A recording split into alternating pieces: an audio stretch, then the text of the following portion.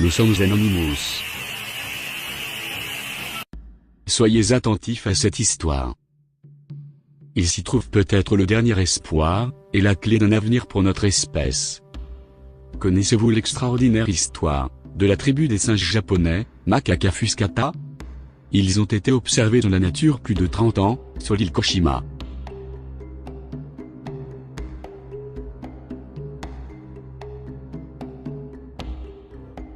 Les scientifiques les ont approvisionnés en patates douces, qu'ils lançaient dans le sable.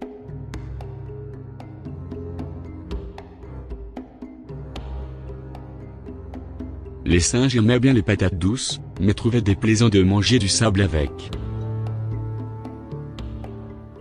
Imo, une jeune femelle, trouva la solution au problème, en lavant les patates.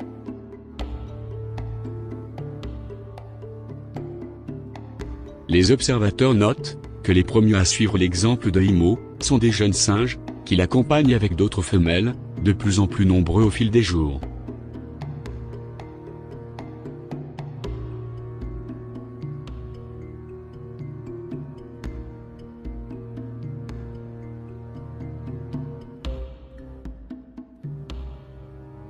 Les plus réticents sont les vieux macaques, rivés à leurs habitudes.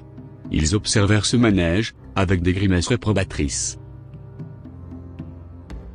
Les années passant, le processus prit de l'ampleur, et ils se mirent aussi à laver les graines, jusqu'au jour où le groupe atteignait plus d'une centaine d'individus.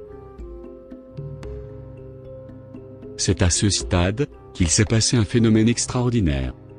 Toute la communauté bascule, et l'ensemble de la société des singes a adopté ce comportement. Plus extraordinaire encore, les scientifiques découvrirent, stupéfaits, que ce nouveau comportement venait de franchir l'océan d'un seul bond. Des colonies de singes, occupant d'autres îles, et même la troupe vivant sur le continent, dans la ville de Takasaki, commencèrent eux aussi à laver leurs patates douces. L'addition de l'énergie mentale d'un nombre significatif d'individus créa une percée idéologique, une révolution culturelle générale inattendue. La nature elle-même délivre ce message.